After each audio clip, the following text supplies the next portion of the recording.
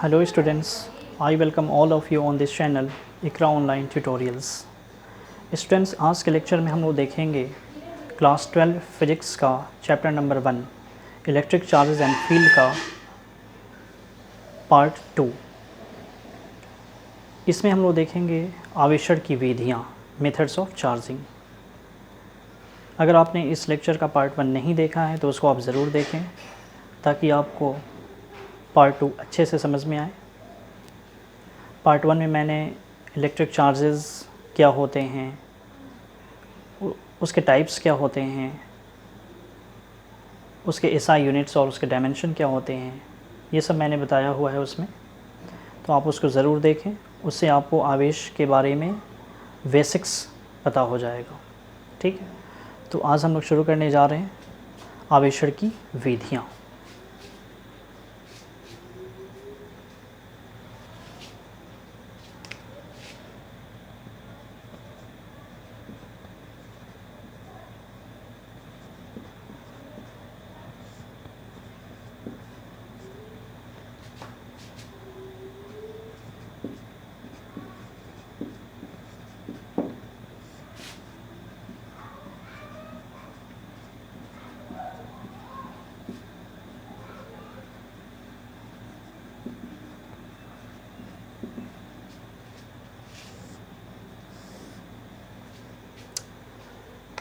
आवेशण की विधियाँ, इससे पहले हम लोग देखे थे आवेश के बारे में और आवेश के टाइप्स देखे थे कि ये 2 तरह के होते हैं, धन आवेश और ऋण आवेश।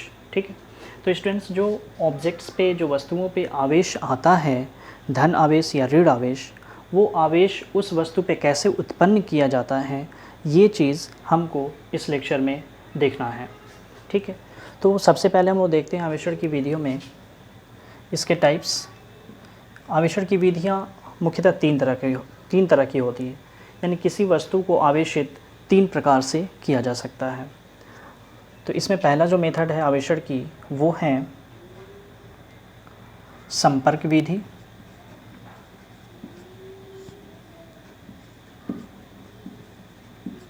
संपर्क विधि,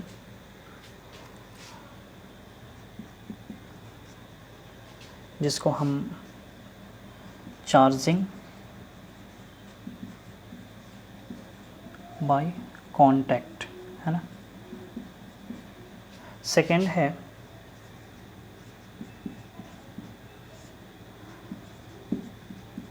घर्षण विधि, चार्जिंग बाय फ्रिक्शन, और जो इसका तीसरा मेथड है आवेशण की, वो है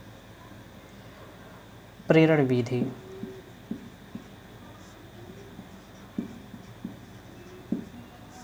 प्रेरण विधि, चार्जिंग बाय इंडक्शन। ठीक है, तो इसको फटाफट आप नोट कर लें पहले, फिर हम लोग 1 बाय 1 देखते हैं कि संपर्क विधि क्या है, घर्षण विधि क्या है और प्रेरण विधि क्या है।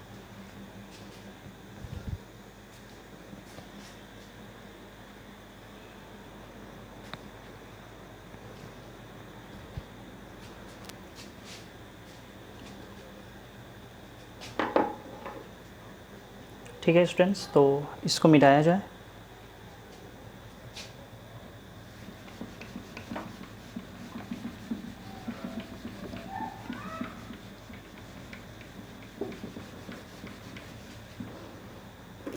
तो सबसे पहले हम देखते हैं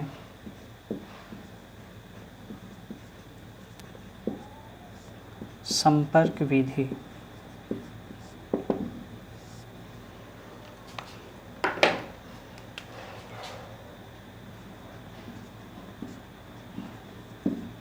जब किसी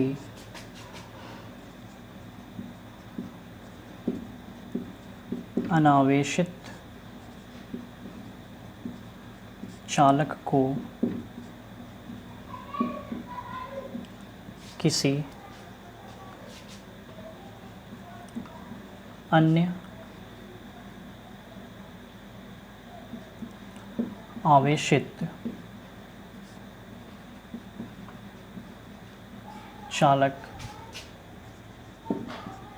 के साथ सटाकर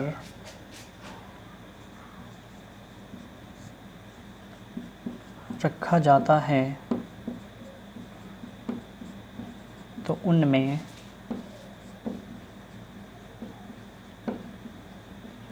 आवेशों का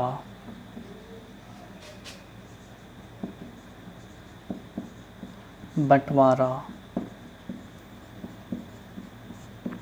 हो जाता है। इस प्रकार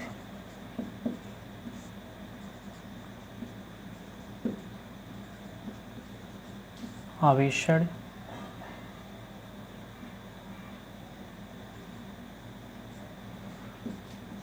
की विधि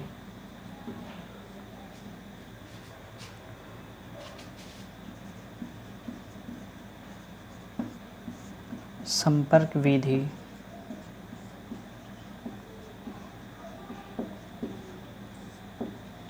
कहलाती है। ठीक है, तो देखिए, अगर हमारे पास कोई एक ऑब्जेक्ट है ए और इस ऑब्जेक्ट पे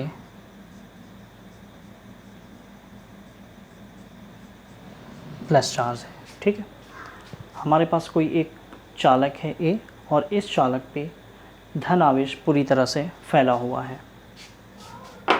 ठीक है, और अगर इसके बगल में एक दूसरा चालक है बी और इस बी चालक पे अभी कोई आवेश नहीं है, ठीक, तो जब इन दोनों को संपर्क कराया जाएगा, यानी दोनों को जब सटा कर रखा जाएगा,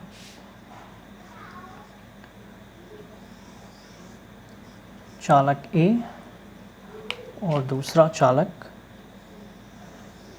बी, अगर इन दोनों को सटाया जाएगा तो क्या होगा? जब दोनों चालक ए और बी को सटाया जाएगा तो इनमें आवेशों का बंटवारा हो जाएगा, ठीक।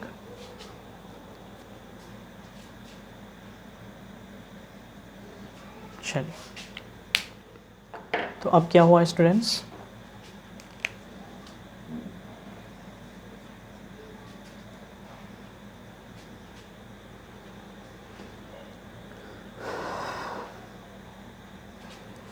इन दोनों पे चार्ज आ जाएगा, यानी दोनों को जब हम सेपरेट करेंगे, अलग अलग करेंगे, तो क्या होगा? ये दोनों जो ऑब्जेक्ट्स हैं ए और बी, ये दोनों आवेशित हो जाएंगे।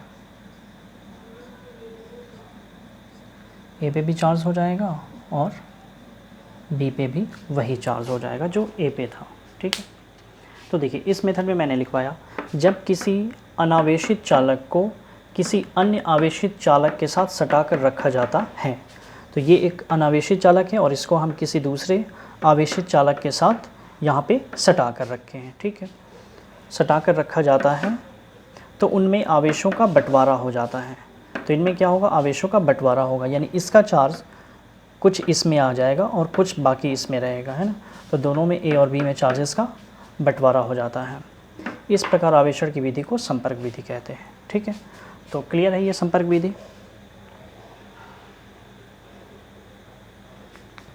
चलिए, आप इसको नोट कर लीजिए।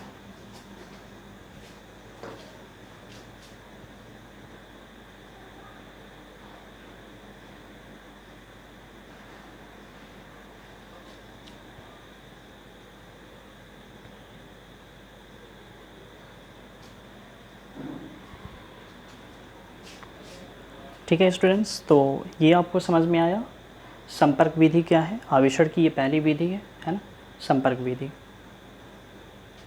चलिए, अब हम लोग सेकंड देखते हैं।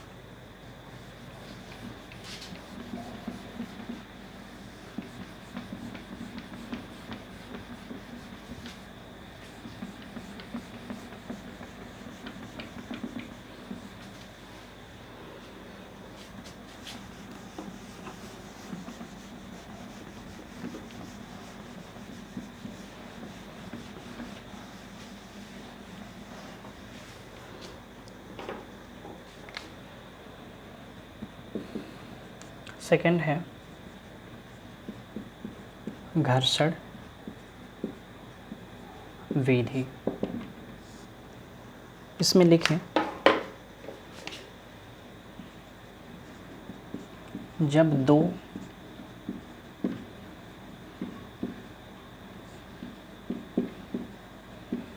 विद्युत रोधी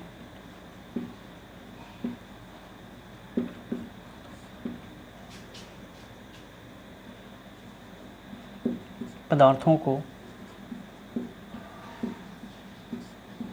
आपस में रगड़ा जाता है तो वे दोनों पदार्थ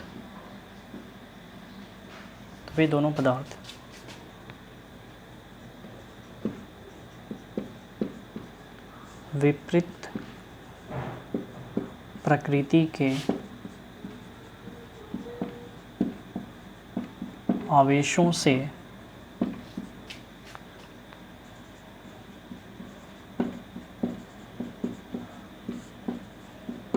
आवेशित हो जाते हैं।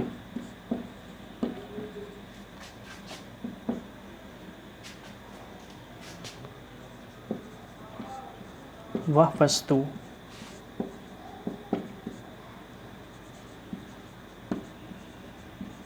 जो इलेक्ट्रॉनों का त्याग करती है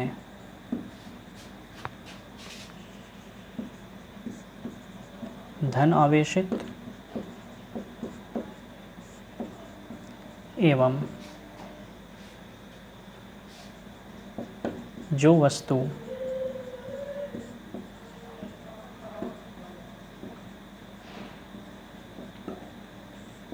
इलेक्ट्रॉनों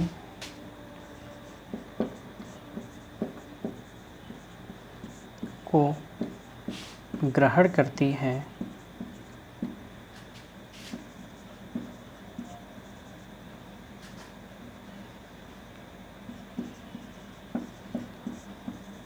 ऋण आवेशित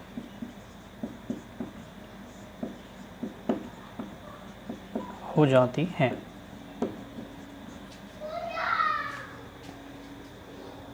ठीक, तो चलिए इसमें क्या है देखिए।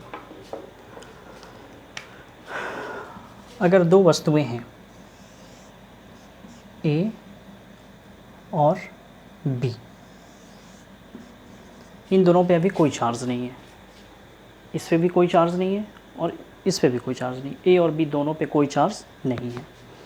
जब इन दोनों वस्तुओं को हम आपस में रगड़ते हैं, जब इनमें हम घर्षण कराते हैं, तो घर्षण के फलस्वरूप क्या होता है कि एक वस्तु से दूसरी वस्तु में इलेक्ट्रॉनों का ट्रांसफ़र होता है। यानी एक वस्तु से इलेक्ट्रॉन निकल करके और दूसरी वस्तु में जाते हैं, या तो वो ए से बी में जाएंगे या फिर बी से ए में इलेक्ट्रॉनों का स्थानांतरण होता है। तो सपोज़ अगर ए से बी में इलेक्ट्रॉनों का गमन हो रहा है, ए से निकल करके इलेक्ट्रॉन बी में जा रहे हैं, तो ए से अगर इलेक्ट्रॉन निकल करके बी में जाते हैं तो ये जो ए है ऑब्जेक्ट,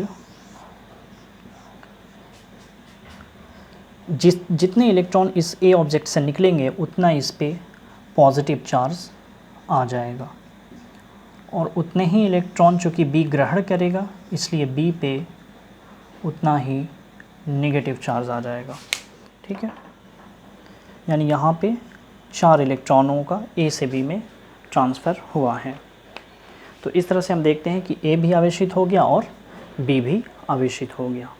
ठीक है, तो ये हमारी घर्षण विधि है आवेशण की। जब दो विद्युतरोधी पदार्थों को आपस में रगड़ा जाता है तो वे दोनों पदार्थ विपरीत प्रकृति के आवेशों से आवेशित हो जाती हैं। इन दोनों पे जो चार्ज आएगा वो अपोजिट नेचर का आएगा, क्योंकि एक इलेक्ट्रॉनों का त्याग कर रहा है और दूसरा इलेक्ट्रॉनों को ग्रहण कर रहा है। ठीक है, चलिए आप इसको नोट कर लें फटाफट।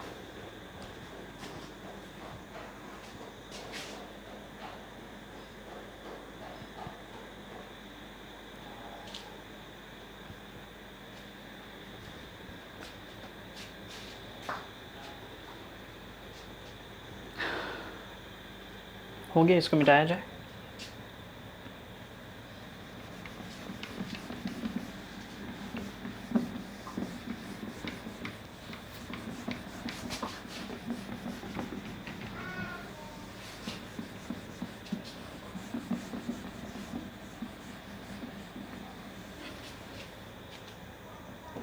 चलिए मैं इसमें कुछ आपको इम्पोर्टेंट बातें लिखवा देता हूँ नोट करके। नोट 1, यहाँ से आपको ऑब्जेक्टिव क्वेश्चन पूछा जा सकता है। पहला मैं लिखवा रहा हूँ, देखिए, वह वस्तु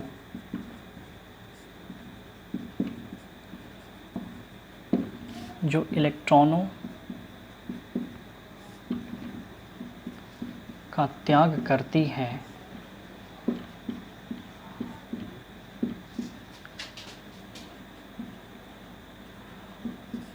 उसका द्रव्यमान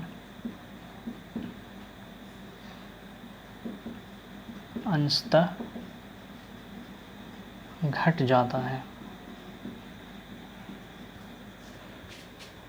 जबकि वह वस्तु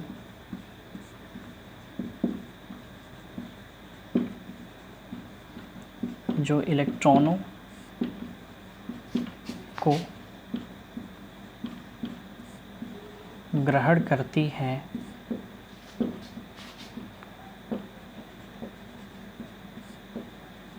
उसका द्रव्यमान अंशतः बढ़ जाता है।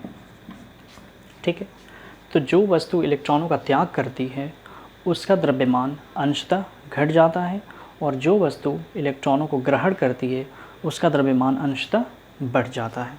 ठीक, तो अगर हम आपसे पूछें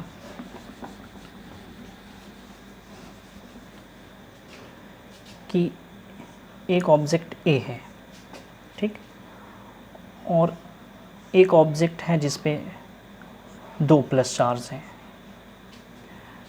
और हम पूछें कि इनमें किसका द्रव्यमान ज़्यादा है, ए का या ए प्लस का, तो आप क्या आंसर देंगे?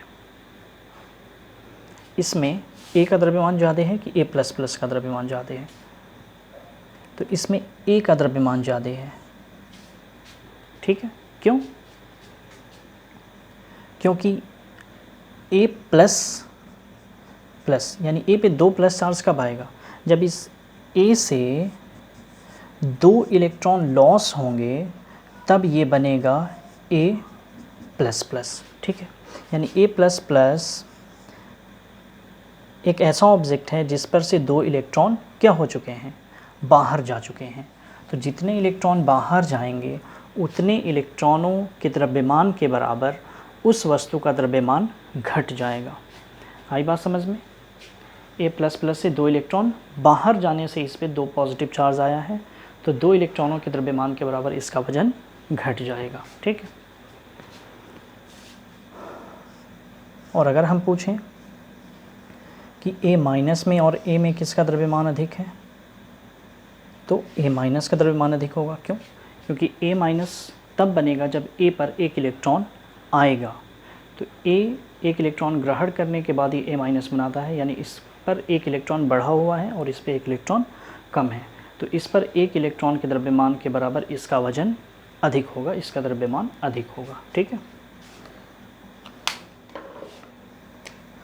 तो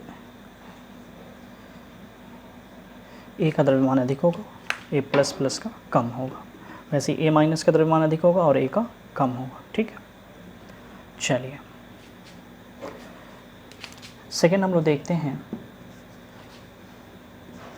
सर्वप्रथम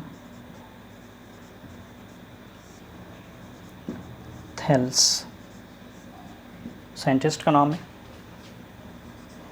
थेल्स ने बताया था कि घर्षण से आवेशण होता है, यानी ये जो आवेशण की विधि है, घर्षण विधि, इसको किसने सजेस्ट किया था? थेल्स ने सजेस्ट किया था। तो आपसे ऑब्जेक्टिव में पूछा जा सकता है कि घर्षण विधि किसने दिया, तो आपका आंसर होना चाहिए थेल्स ने दिया, है ना। चलिए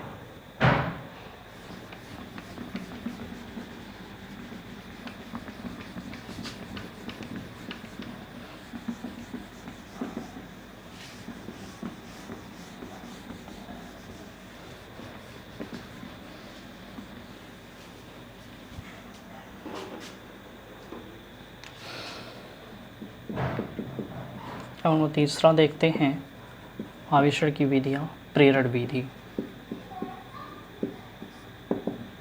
ठीक, आप इसको नोट कर लें, हेडिंग दे दें।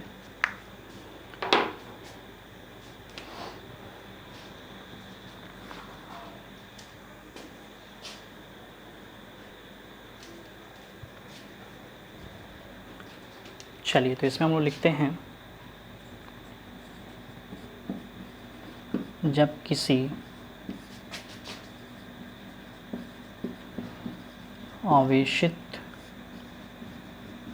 वस्तु को किसी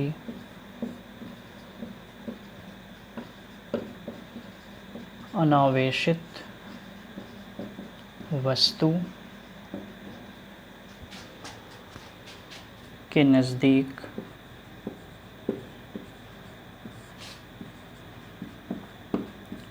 लाते हैं तो उसके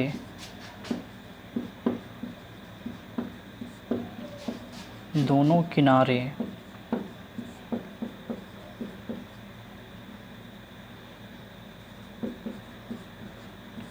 विपरीत प्रकृति के आवेश से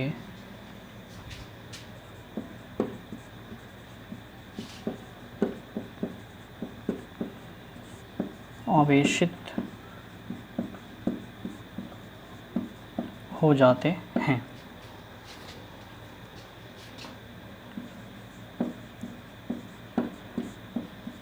दूसरे किनारे को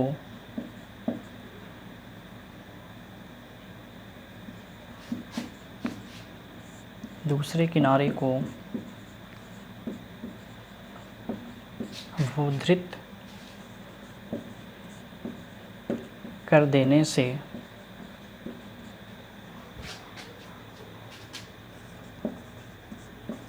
वह वस्तु पूर्ण रूप से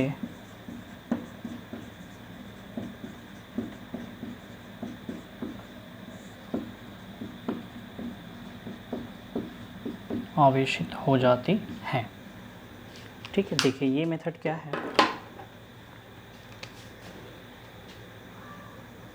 सपोज़ कोई हमारे पास एक अनावेशित वस्तु है, इसको मैं यहाँ स्टैंड पे रख देता हूँ। ठीक है, ये अनावेशित है, इस पे कोई चार्ज नहीं है। सपोज़ ये बी ऑब्जेक्ट है। ठीक है, इसके पास मैं एक दूसरा चार्ज्ड ऑब्जेक्ट ला रहा हूँ जिस पे आवेश है। सपोज़ इस पे पॉजिटिव चार्ज है, प्लस आवेश है। ठीक है, तो जब हम इस पॉजिटिव चार्ज वाले रॉड को इसके नज़दीक हम लाएंगे, सपोज दिस इज़ रॉड ए, तो जब हम इस ए रॉड को इस बी ऑब्जेक्ट के पास लाएंगे नज़दीक, तो क्या होता है कि ये जो ए पे पॉजिटिव चार्ज है, इस बी पे कोई चार्ज नहीं है। तो बी पे कोई चार्ज नहीं है का क्या मतलब है? बी पे कोई चार्ज नहीं है, इसका मतलब ये है कि बी पे जितने पॉजिटिव चार्ज हैं उतने ही नेगेटिव चार्ज हैं, इसलिए इसका टोटल चार्ज क्या है? ज़ीरो है। अगर किसी ऑब्जेक्ट पे कोई चार्ज नहीं है तो इसका मतलब ये नहीं है कि इस पे चार्ज है ही नहीं। आई बात समझ में? इस पे अगर कोई चार्ज नहीं है, चार्ज ज़ीरो है, इसका मतलब यह नहीं है कि इस पे कोई आवेश ही नहीं। ठीक, इसका मतलब ये है कि इस पे चार्ज है, लेकिन जितना प्लस चार्ज है उतना ही माइनस चार्ज है, इसलिए इसका टोटल चार्ज ज़ीरो है। आई बात समझ में? तो सपोज़ इस पे कुछ पॉजिटिव चार्जेस हैं और कुछ नेगेटिव चार्जेस हैं, कुछ धन आवेश हैं और कुछ ऋण आवेश है। तो ये जो ए पे पॉजिटिव चार्ज है, ये क्या करेगा कि इस बी पे जितने नेगेटिव आवेश हैं, ऋण आवेश हैं, उसको अपनी तरफ आकर्षित कर लेगा। ठीक है, अपनी तरफ ये इसको आकर्षित कर लिया। तो जब नेगेटिव चार्ज को ये आकर्षित करेगा और इस ऑब्जेक्ट में जो पॉजिटिव चार्ज है उसको क्या करेगा? ये प्रतिकर्षित करेगा। ठीक, तो ये जो बी ऑब्जेक्ट है, इस पे क्या हुआ? इसके जो दोनों अपोजिट साइड है, विपरीत जो इसके साइड हैं, एक इस साइड वाला और एक इधर वाला, एक सामने वाला और एक पीछे वाला, तो जब सामने वाला जो हिस्सा है इस पे नेगेटिव चार्ज आ जाता है और जो इसके बैक में है उस पर क्या आ जाता है, पॉजिटिव चार्ज आ जाता है। ठीक, इसके बाद हम क्या करते हैं कि ये जो बैक वाला हिस्सा है उसको मैं कर देता हूँ अर्थिंग, भूधृत है ना, उसको अर्थ से ज़मीन के अंदर उसको कनेक्ट कर दिया जाता है वायर से। ठीक है, तो होगा क्या कि ऐसा करने से इस बी पे जितने पॉजिटिव चार्ज हैं वो सारे चले जाएंगे कहाँ, अर्थ के अंदर, पृथ्वी के अंदर चले जाएंगे, और इस बी पे बच जाएगा केवल नेगेटिव चार्ज। ठीक है, तो जब हम इस ए को भी हटा लें और इधर से हम अर्थिंग को भी हटा लें, तो जब अर्थिंग को भी हटा लेंगे और ए को भी हटा लेंगे तो ये जो ए पे नेगेटिव चार्ज है ये क्या होगा, पूरी तरह से इस बी पे फैल जाएगा। ठीक है, सारा पॉजिटिव चार्ज चला गया अर्थ के अंदर, इस पे बचा सिर्फ नेगेटिव, और जब हम ए को हटा लेंगे तो ये जो नेगेटिव चार्ज है अब ये पूरी तरह से इस स्फीयर पे फैल जाएगा। तो बी पे सिर्फ बचेगा नेगेटिव चार्ज। क्लियर? तो इस तरह से ये जो बी ऑब्जेक्ट है जिस पे पहले कोई आवेश नहीं था वो भी क्या हो गया, आवेशित हो गया। ठीक है ना। तो आज हम लोगों ने देखा घर्षण की विधियाँ, जिसमें हम लोगों ने देखा 3 मेथड्स घर्षण का, संपर्क विधि, घर्षण विधि और प्रेरण विधि। ठीक है, चलिए तो आज का लेक्चर हम लोग यहीं पे फिनिश करते हैं। हम लोग अपने लेक्चर्स में सारी चीज़ें देखेंगे, ऑब्जेक्टिव क्वेश्चंस भी देखेंगे, जहाँ जहाँ ऑब्जेक्टिव के लिए क्वेश्चन मिलेगा वहाँ हम आपको नोट करके लिखवाते जाएंगे। इसके अलावा हम लोग थ्योरेटिकल क्वेश्चंस भी देखेंगे, यानी जो डेफिनेशंस वगैरह एग्ज़ाम में पूछता है वो भी हम लोग देखेंगे, और जो थ्योरम्स होते हैं जो व्यंजक सिद्ध करने के लिए एग्ज़ाम में देता है, कैलकुलेटिव क्वेश्चंस, गणना वाले क्वेश्चन, वो सब भी हम लोग इसमें करेंगे, है ना। और साथ साथ हम लोग हर फॉर्मूले पे न्यूमेरिकल्स भी करेंगे। ठीक है, तो यहाँ आप लोगों के लिए इस चैनल पे क्लास 12 और क्लास 10th के वीडियो लेक्चर्स सारे मिलेंगे, मैथ और साइंस के, और सारे टॉपिक्स आपको क्लियर कराए जाएंगे, है ना। चलिए तो आज का लेक्चर हम यहीं फिनिश करते हैं। Thank you very much.